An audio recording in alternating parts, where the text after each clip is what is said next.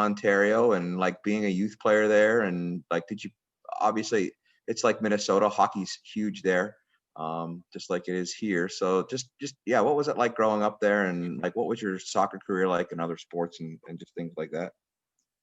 Yeah, first, yeah, as Joe said, I'm Shannon Lynn. Thanks for everyone for being here. I see there's a lot of people in here. I've noticed scrolling through. I'm on my iPad, so I can't see everyone at the same time, but I keep looking through to see your faces. So thanks for having me. But yeah, so as Joe said, I grew up in Canada, Brampton, Ontario, very near Toronto. Yes, very big hockey town, hockey place. But for me, actually, that never really, I wasn't very influenced by that because my parents are Scottish. So football was, or soccer was, yeah, I've transitioned my soccer to football now, being in Europe. But yeah, so my parents are Scottish. So from a really young age, I got involved in soccer. I was lucky enough to start at 3 years old, which back in my day wasn't as common as it probably is now. So started playing there, and yeah, just background of that. I'm a goalkeeper now, but I wasn't a goalkeeper for the first 12 years of my soccer experience. Um, played, yeah, played a lot.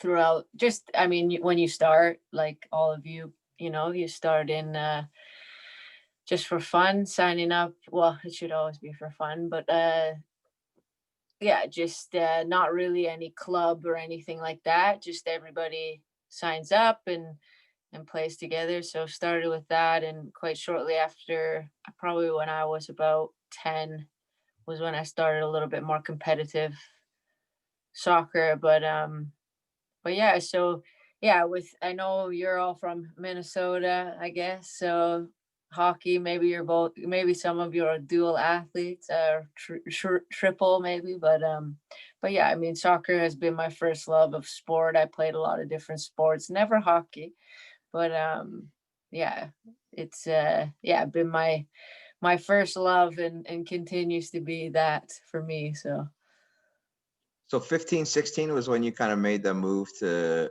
play goalkeeper permanently or just more permanently? Like, did you play a lot when, like, did you just get rotated in when you were younger, or yeah, like, so how did that all happen? well, my dad is a goalkeeper, or was. So that was always a position that I actually really enjoyed.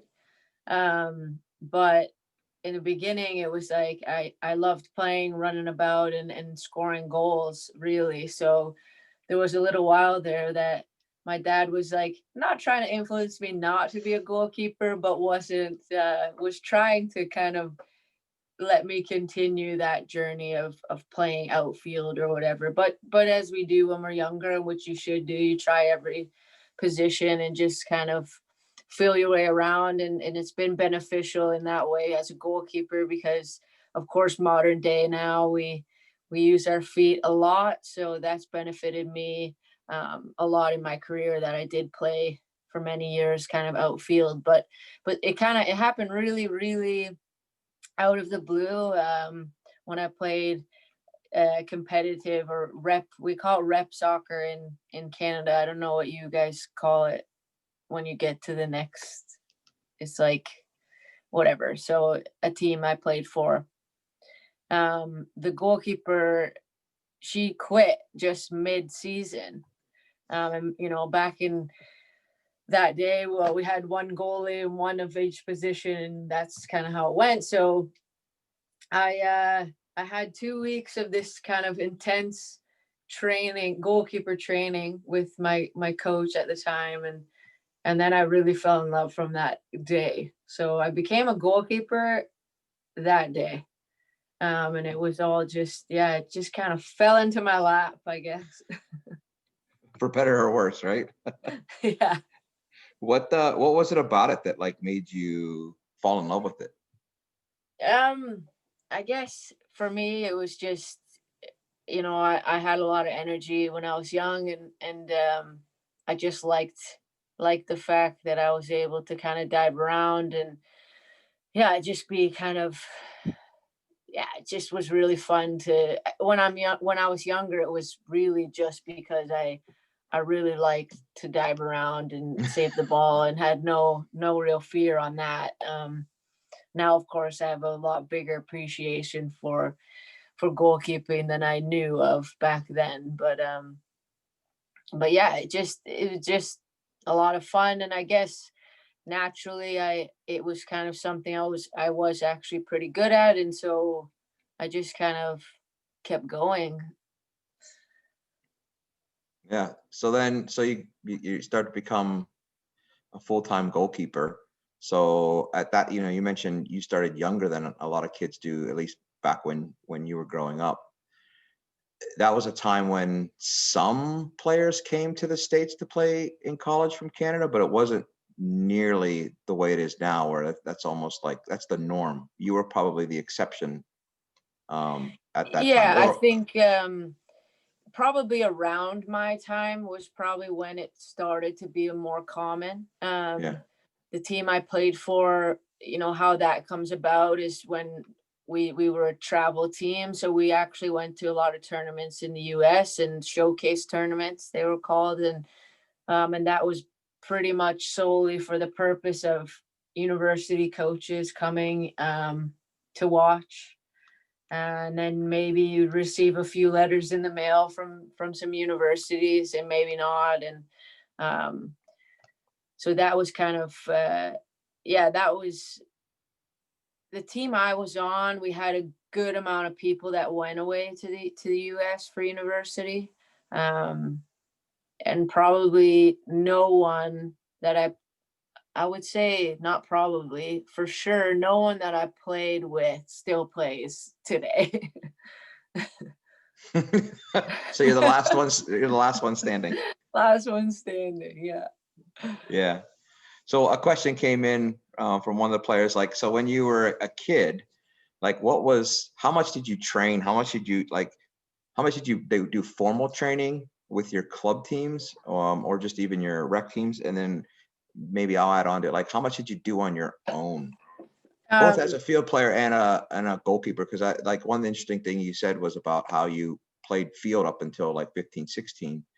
And again, back then, like, field players still had to play with their feet, but I think it's even more important now. But you've always, since I've known you, that's always been like a strong point of your game, was how comfortable you are with the ball. So just mm, how much did you train as a kid?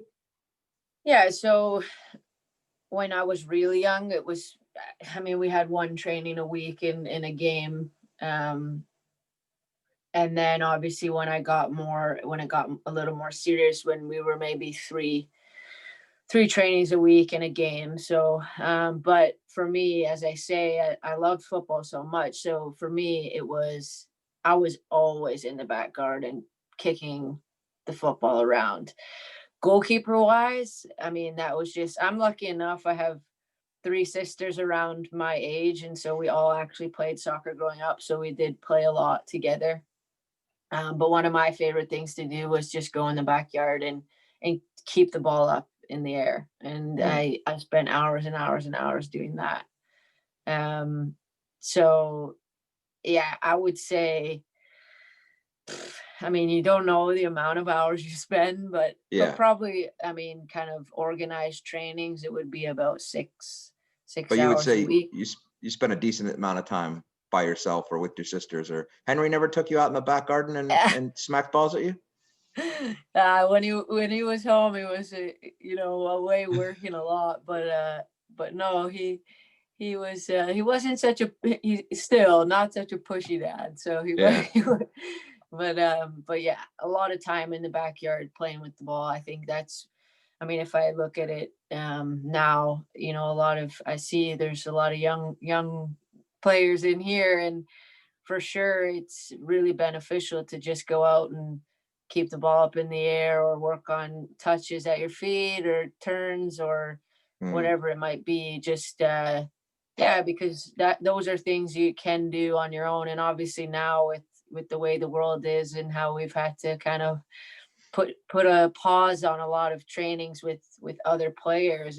It's a really important thing to do. Or even in your basement, if you have a basement or something. Obviously now it's a bit colder, but yeah, able to just play with the ball a lot. I would say it's really will benefit you with the comfort of your feet, and both feet, that is. Don't Yeah. just use your strong foot. Yeah. How much of that, like, and maybe, with a lot of the players, you've played with over the years, especially at the international professional level, like, is that a similar story you hear? And like, how much one of the players is asking, like, how much did that, not obviously how much it paid off, but how much do you think that informal aspect really kind of, or maybe the blend of it, like, the formal obviously helps from the team perspective, but then that extra Hmm. time you put it on the ball, like, is that a similar story you hear from a lot of your teammates, and even Yeah, I opponents think that you for chat with? sure.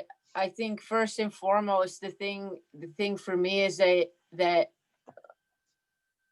the the joy of playing football, so, or Yeah. playing soccer, is that you love it, and it's about how happy it makes you, right? So of course that should happen at your formal training sessions, that it should always be fun, and it's, of course, gets competitive, and there's, but especially when you're younger, don't put pressure on yourself, because the pressure kind of will come to you later on, or whenever it does. So I think a main important point is that you shouldn't put so much pressure on you. So I think probably, yeah, a lot of the people that have played a lot, have a longer career, or even the ones, I play with a lot of younger players than me now, and probably a really main thing they've done is really, yeah, just work themselves, because that's when you just, you have these cliche sayings about, it's about what you do when no one's watching, and I do believe in that, because you can really just have fun and just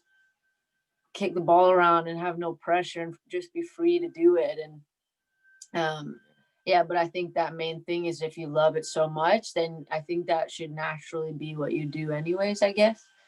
um just, yeah, I will point out many times in this discussion, but about having fun is the main thing, and again with pressure, because we'll go on to the later aspect of career, and I'm not saying it's not a scary thing to look at, but I mean, it's just that will come to you in other kind of ways. So I think it's really important that you have the support you do from the coaches you have at young age, and then also from the people that do support you, so your family, and there should be no pressure from them to for anything. If you love to do it, you just enjoy it.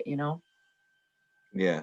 I'm gonna skip the story because you're bringing up the pressure part of it. So you obviously, like, your job is to win football matches, Yeah. right? And so this year, again, we'll kind of jump. So this year, your team was near the bottom of the table. There's an injury to a goalkeeper. You step in, and all that, I'm sure all that burden, but like the pressure is on your shoulders.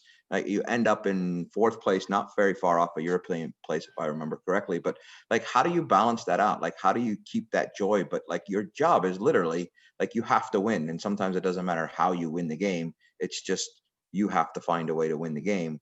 How have you found that balance? What's that journey been like for you to, like, come to? Because I'm sure that you're not just, oh, I'm just good at it, right? Like, just what's that been like for you? No. I think, yeah, I'm not gonna lie that it's been easy, or that it's not been, yeah, been difficult along the way, but I always go back to the love for the game, and why you do it, and why you put all those hours in, and why you are. But yeah, as you say, then is like, when you play in a league and a professional team, and there's relegation.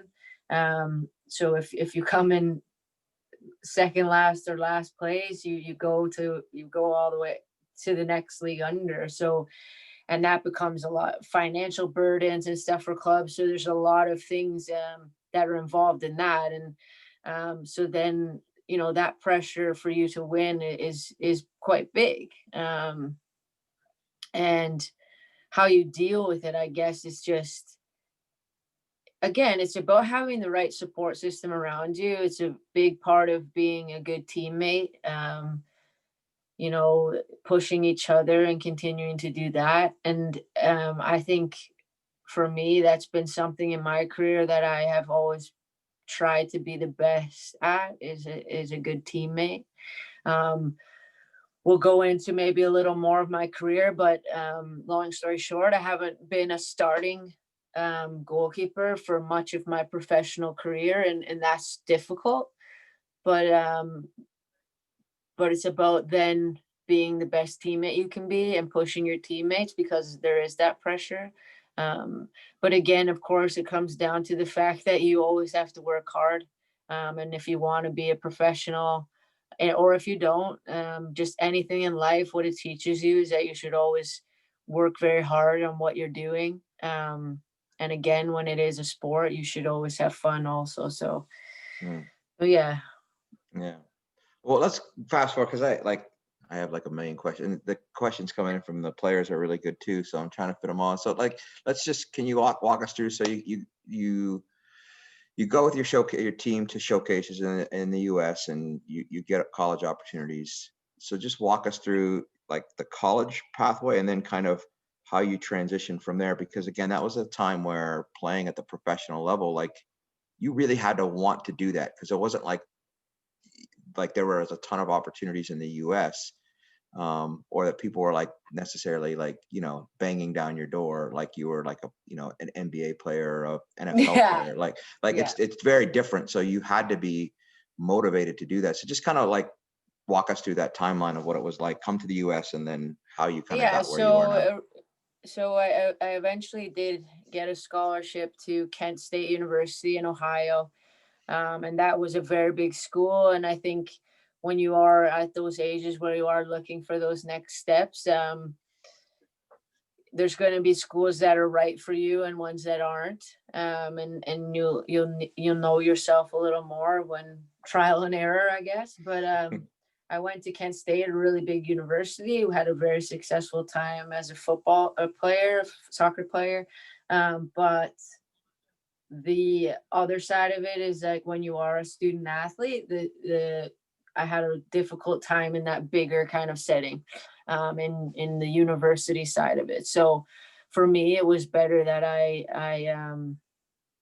transferred after my first year there, and I transferred to IPFW, which is where we met a little later after a few years of my career there. But it ended up being a perfect fit for me, and I ended up being really successful in the university side, and then also the soccer side of things. So I think when we think about that kind of college pathway, is that some are going to go to really big schools, some are going to not go to really big schools. And I think in the main thing is that it's right for you, and that it's something that's going to work for you for those years that you spend there. And yeah, you'll figure that out later. But yeah, it's a different journey for everybody. But I do think it's an amazing thing to do.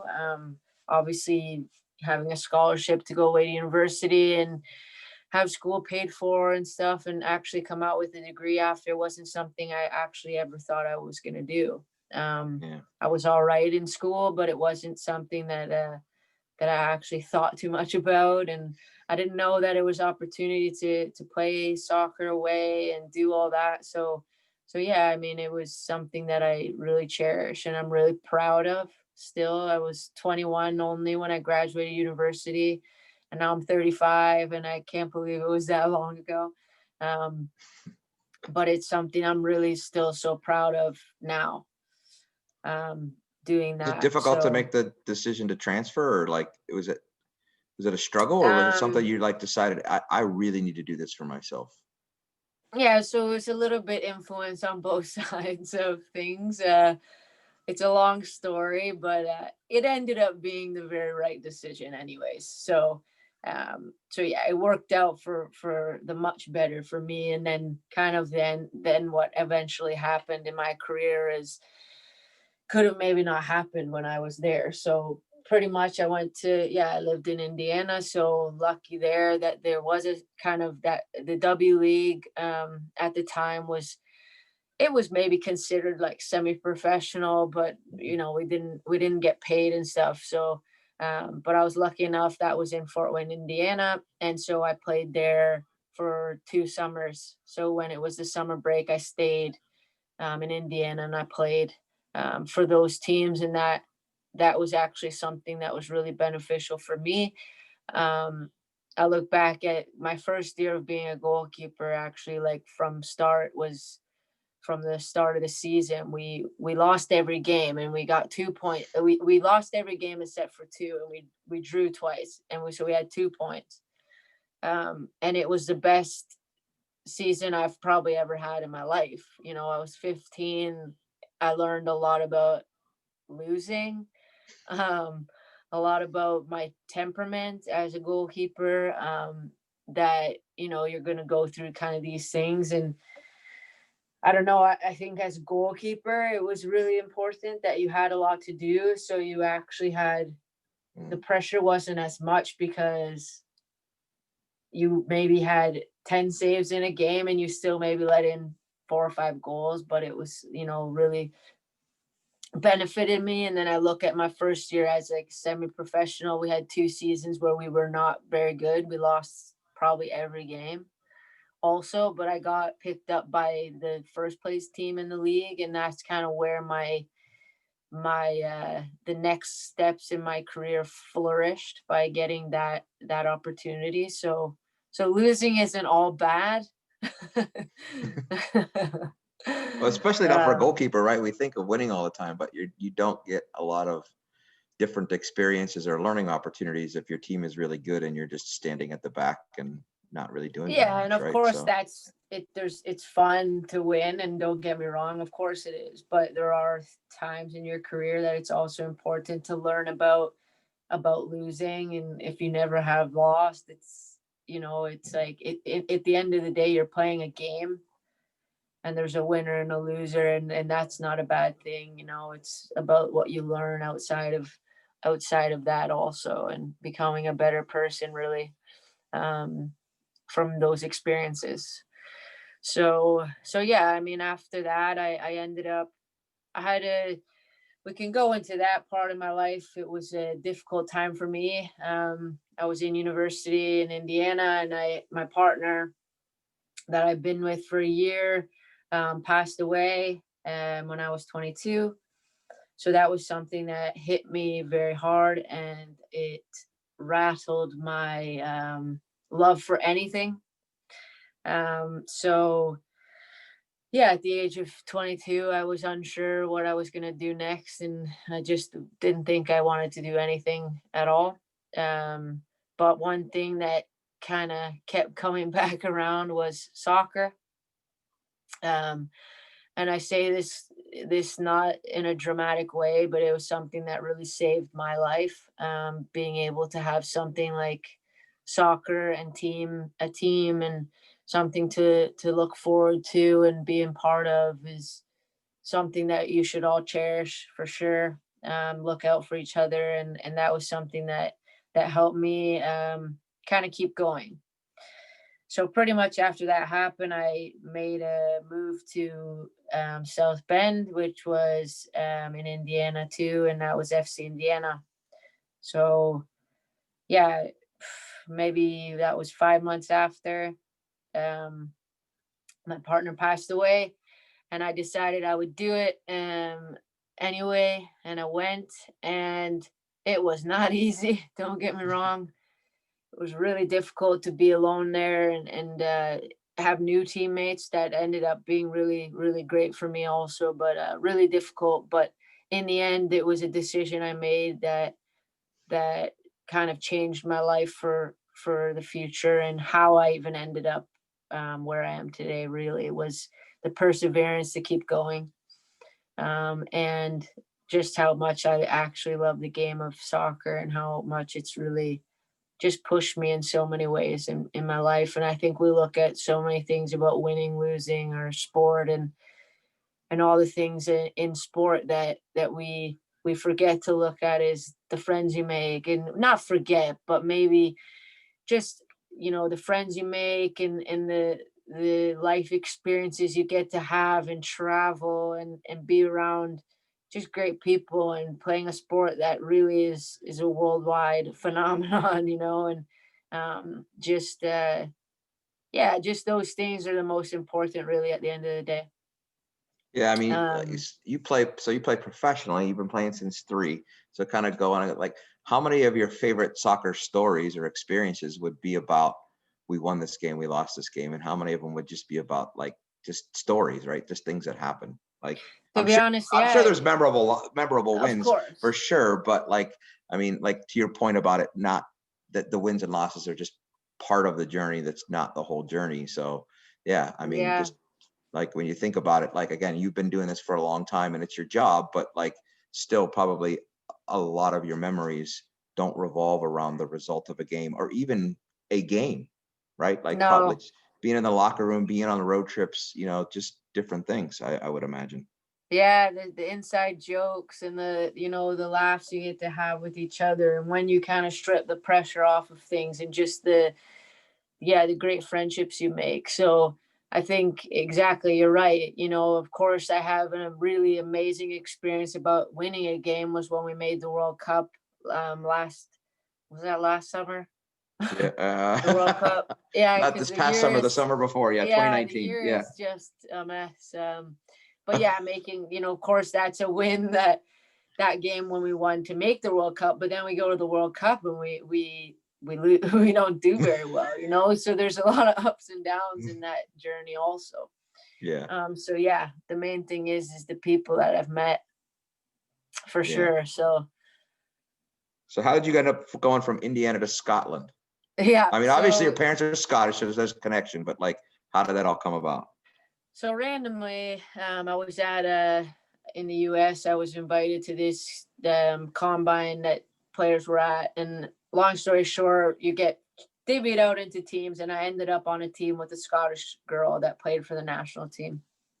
And then we were chatting, and ended up that Hibernian in Edinburgh in Scotland needed a goalkeeper for 3 months. So we met, and a year later, I got a message from her saying, "Hey, do you still want to come to Scotland?" And I thought, might as well. So yeah, so this is a year after my partner passed away, and I was like, oh, maybe I can run away from my head. And you can't really run away from your head. It's a Yeah. unknown fact, I guess, but I thought You you can try could, real hard though, right? try really hard. But a different experience. So I thought, might as well go check this out. So that's how I ended up in Scotland. Really, my dad and my brother, we booked a flight. They booked a 2 week there and back, and I booked a one way. And I basically went to Scotland for what was supposed to be 3 months and ended up being 5 years. So played that 3 month season and actually did really well. And then not knowing that it was kind of gonna come about was that's where my national team journey started. So I was there for 3 months in a season um, that was a short season because they were changing over or whatever.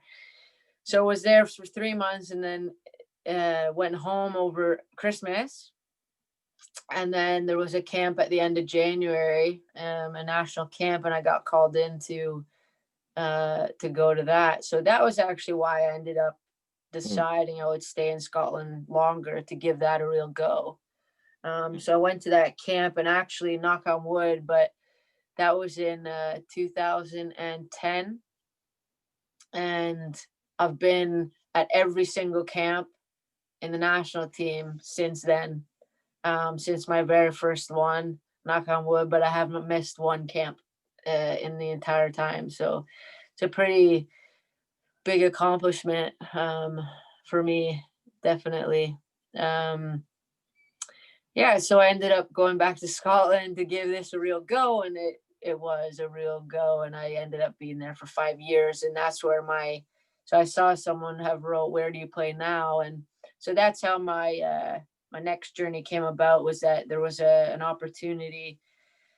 Well, cut short to the time, I had a little stint in Chelsea, Chelsea women's team, and I played 6 games for them. It was an emergency loan deal. Their goalie was injured, and so I played for them for 6 games, and that was a really tough experience. It was a different kind of atmosphere than I was used to. It taught me some tough skin. I met some nice players, but also a few of the girls were not so nice, and you can come about those situations in your career. And there was one player in particular, a really popular, um, big England national team player, and really just tore me up after a game that I played for them when I was just kind of doing them a favor in a way in front of everybody. So you have those situations also, but you learn to have tough skin. So I did cry.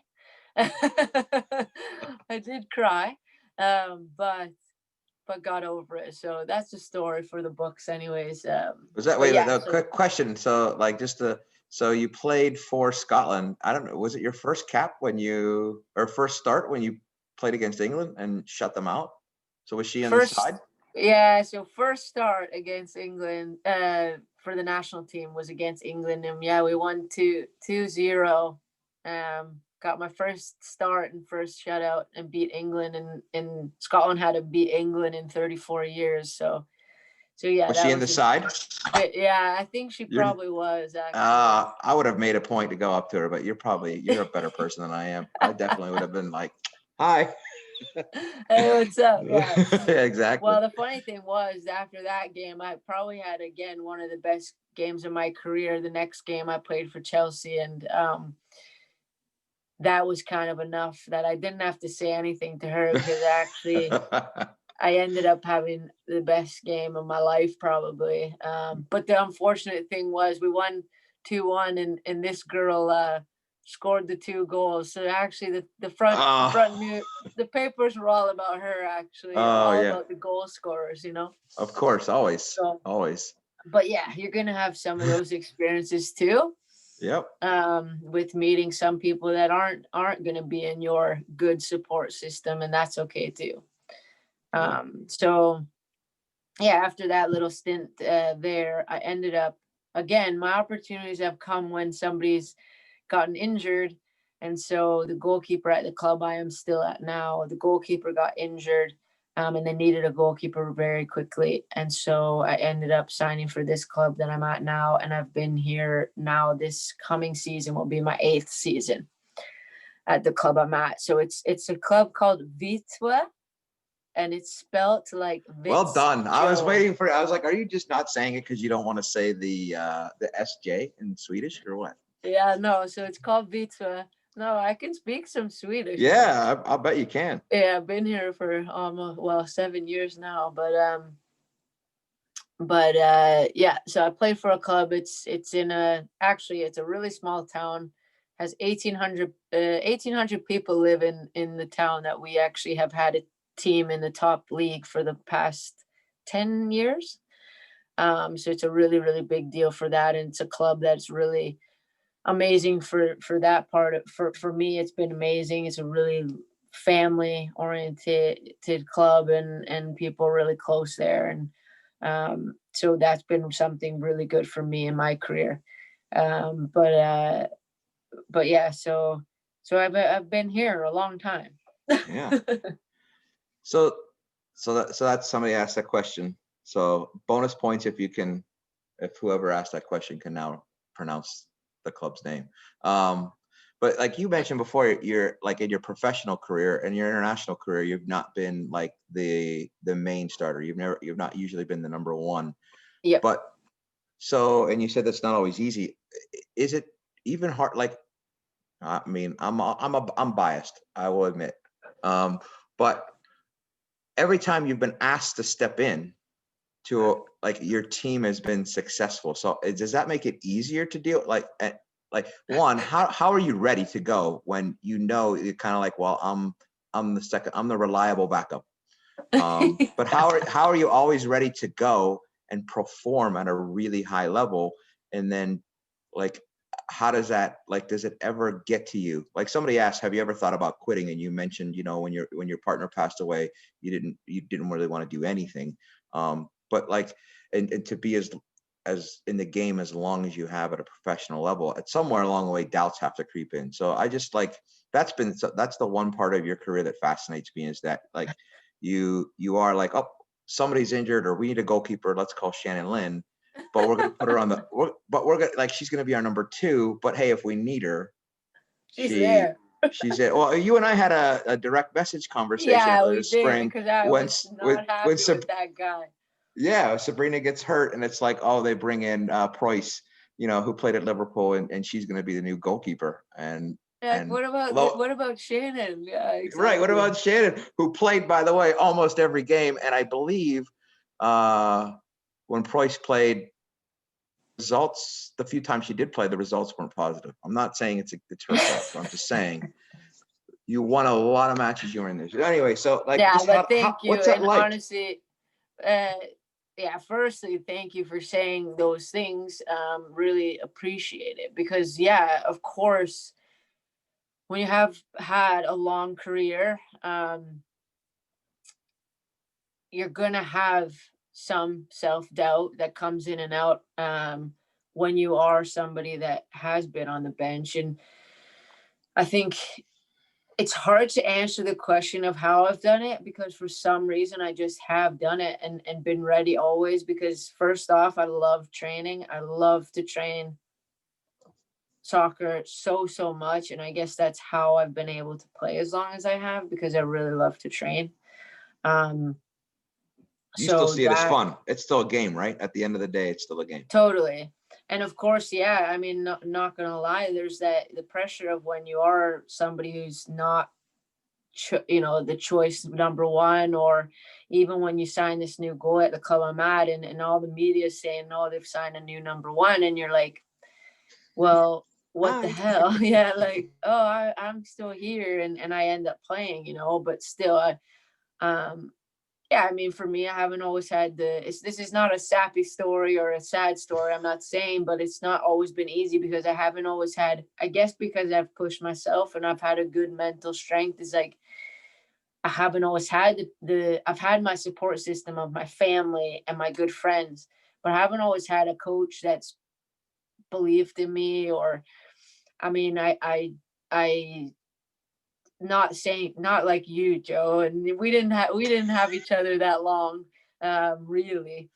But no, just like that way where it's kind of been like, get on with it kind of thing. And to be honest, it's where you actually end up knowing that all your success, with of course some very good people involved, but a lot of your success is down to yourself, and how much you put in. And at the end of the day, it's, in life, you have to push yourself. If you're going to go run, do a fitness training or whatever, you better be able to push yourself when you're by yourself, as much as you are with the group, because you need to do that. You need to learn how to push yourself to these limits. And of course, there's other scenarios of that, but yeah, being able to just kind of, yeah, be your own number one fan, I guess. And I'm Yeah. not saying that's been hard, and I've had to really, really work really hard on it. And I've spoken to psychologists and sports psychologists, and I've had a lot of help on those kind of things, because yes, I've thought about quitting numerous times, but at the end of the day, the only reason I look at the reasons why I want to quit, and then the reasons why I don't. And so the reasons why I want to quit is usually because of other people, Mm. and what they have kind of not supported me, or made me not feel that great. And then I look at the reasons why I haven't, is because I love the game. So at the end of the day, that's how I've ended up being able to play as long as I have, and hopefully play even another couple years, but we'll see. Yeah. Yeah. I mean, you talk about like professional pressure, performance pressure, but like you've spoken pretty publicly about, challenges with mental health, and just what you say, it's like, and you talk about coaches not liking you. Do you think it's like, obviously everything's a choice, right? Like, so, we've talked during this COVID time, like it's challenging, it's different, but it's a choice. So you either do things to like do what you can to improve, or you don't, and that's kind of like we can provide you the support. But even it's difficult. So I guess what I'm trying to ask is, like, is it for you? Is it a matter of filtering out the people who maybe aren't going to be helpful and just trying to put them to one side as best you can? But then, it comes down to you in terms of, well, I have to go seek out. You talked about sports psychologists. I have to go seek out people who can help me, and I have to use the people who are around me and going to be helpful. And I need to listen to them. Like, I don't have to do it all. I can use them, but at the end of the day, I'm the one who has to make the choice to keep people close to me who are my supporters and keep people maybe who aren't at a distance. Would you say that's a pretty fair? Yeah, and I think, of course, when you're younger, I think it's a main thing to make sure that, as I said from the beginning, that pressure side, and it's like you should be having fun, and then later on, yeah, you do end up having to seek, I guess, what's going to help you the most. And um so yeah, I seeked out these things for myself because I knew that it was um it was really affecting me that I wasn't playing, Hmm. and I was working really hard. And the thing is, it's funny too, because we say about not liking me, but the what as a football player, I guess, and Hmm. not being that choice player, but then then everyone actually, it's like me a lot. Yeah. So it's like that kind of way where it's like, oh, but I really want you to be here. And again, like, Mm. you should use those things as a also as a a positive too, because also in sports, at the end of the day, you can only in football, you can only have, like, when you play 11v11, it's 11 players on the pitch, and so you're going to have good people around too. And if the reason why you are involved is because of your attitude, then that's something in life that you can be so proud of later on. Mm. um but yeah, so I And think so it's not it's always a choice of the like you said, like separating that idea of you're not being picked as a footballer, but it's not necessarily a commentary of you as a person. I And think you should never take, yeah, it personally, as long as there's an honest kind of discussions, or that yeah. you're having good conversations, and it should never be personal, in the choice at the end of the day of why someone's playing instead of you. It doesn't mean you're a bad person, at all. Yeah. Do you uh, feel like those discussions have always been like generally good? Like, have you ever had an interaction where you're like, I'm not playing and I don't understand why? Or generally, do you feel your coaches and the people around you have like given you kind of some pretty good clarity into like, here's the difference and maybe here's what we want you to focus on to potentially close that gap and get more opportunities? well, to be honest, I think that's something that a lot of coaches lack, and people probably in general, is that honesty. um, I'm not saying it's easy, because it's hard to let people down, especially people you like, and you can have a good relationship, but with a coach or a player or whatever it is, and it can be very, very tough to be honest. Yeah. Um, but no, to that kind of part in my career, I would say that I don't think I've ever had a coach that could be honest. Hmm. It's I interesting. think it's something very, very difficult Yeah, we talk a for lot to them. players about like the college process and they like the feedback and things like that. And they don't like the email and do contact and don't understand why coaches don't. We have to tell them like a lot of times, like this is your dream, but a lot of times the people who control your dream aren't like not that they're not good, but they're not great at certain aspects of their Yeah. job. And a lot of time it's communication, right? So Yeah, um, communication is very, very tough, and it's something that I think most people can be better at. And again, yeah, I'm not saying that it's not hard. yeah, Because as a coach now, like with you, I'm sure it's one of the most difficult things, I would say, as a boss in general, is you don't want to let people down that you like, because it's never yeah, personal. right, right.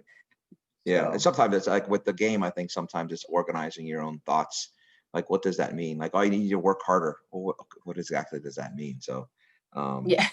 so Yeah. like politics aside, but like Sweden took a really different approach to the whole COVID thing.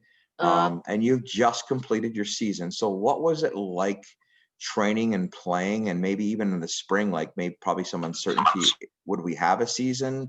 And not that like it's the same in terms of um, attendance, but like you played a whole season without anybody in the stands. So like, what was the spring like and figuring out, are you going to do it? What was training like in those early days and during the season? And just how was it how did it feel a lot different than previous seasons, or it was at the end of the day, it was just football and I'm playing, so I'm happy. yeah. I mean, I felt, I mean, first of all, felt very lucky that we did keep training. Of course, we had a lot of safety measures in place to be able to do that. But basically, our season got delayed a few months, but we trained from January 8th. We started, and we started our season not till July. So we trained for many months preseason. So that was tough. That was many hours of training. Good thing you Tough. love it. And yeah, exactly. And of course, some of those days you were like, oh God. But yeah, hard on the body. But again, really, really lucky we were able to keep going. And then yeah, I mean, I think what you'll see across the board is like fans in football, whether you have 20 fans or 20,000 fans, is a massive part of playing. And that was definitely missed, very, very missed, because it's not the same when you're not enjoying it with your supporters and stuff. But again, in the end, it's our job.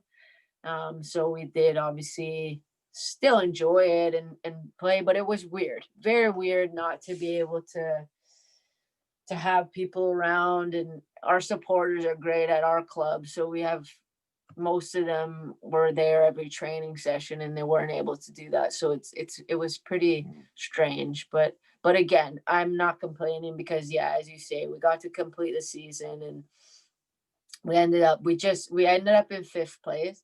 But after having, yeah, the first couple months in last place was quite the achievement when we ended up in fifth place. So that was good. Um, but but yeah, I mean, all I Right. can say is I felt very fortunate that we were able to keep going, and of course with all those safety precautions, but that we were allowed to do that. I definitely feel very lucky. Yeah. We'll end here. A couple of questions to talk highlights. So somebody asked, what do you think, any particular aspects you felt about training that really helped you improve as an individual? Um, I would say, in general, as a just a football player, whatever position you play, soccer player, you should work on both feet always. Yeah, when you're doing passing drills or whatever, just use both feet.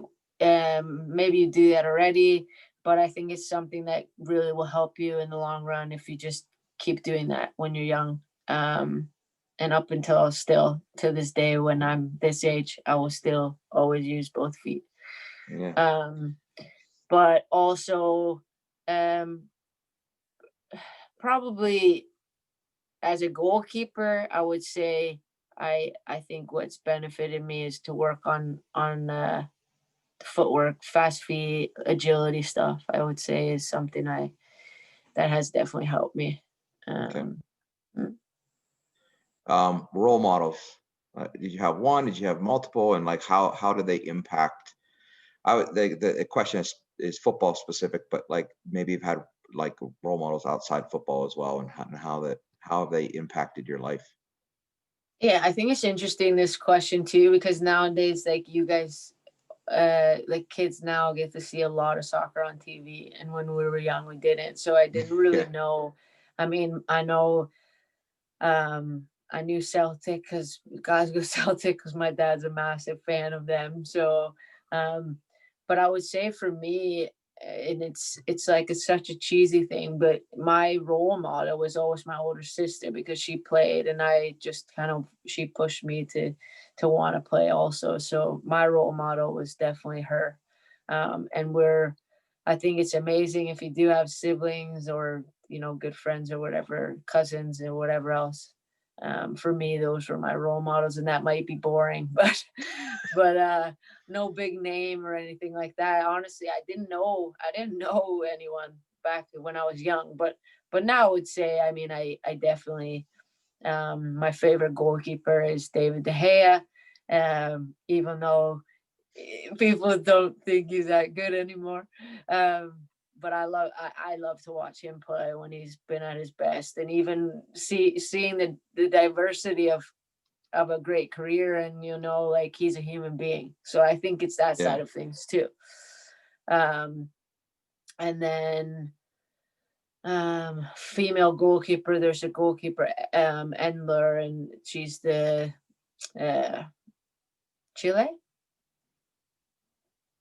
you know, the Who? Chile goalkeeper. Oh, yeah, she Endler. was like amazing at the last World Cup. I She's can't remember her really, name really right now. good. A really good Yeah. female goalkeeper to look out for. And then I always loved Nadine Anger. She was my favorite Oh, yeah. female goalkeeper. Yeah. Retired now, but yeah. So that's what I would say. Yeah. Well, it's interesting you talk about the hay and you talk about your things in the media, like at the professional level, that's something you have to deal with, right? Is the media will craft its own narrative about things that may or may not be accurate, right? I mean, their job is to sell newspapers and get on TV and get, advertising Yeah, money. of They don't really course. necessarily care if it's accurate all the No, time. and you're a So human being, and the fact is, you're playing a game, and sometimes you mess up. yeah. Yeah, that if a game that if most of the people who are writing and talking about how you played were to play would be rubbish. Yeah, absolutely, absolutely. Um, so best save of your career, or maybe Well, say top three, maybe if you can't pick. yeah, so I remember one when I was about 15. I played for that team that I actually we didn't win anything, but we were in a tournament and we beat the team that didn't pick me. I made a really good save to win that game. So that one I will always remember.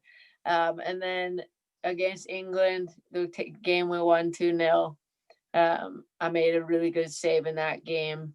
Just a reaction save. That's one I always remember also.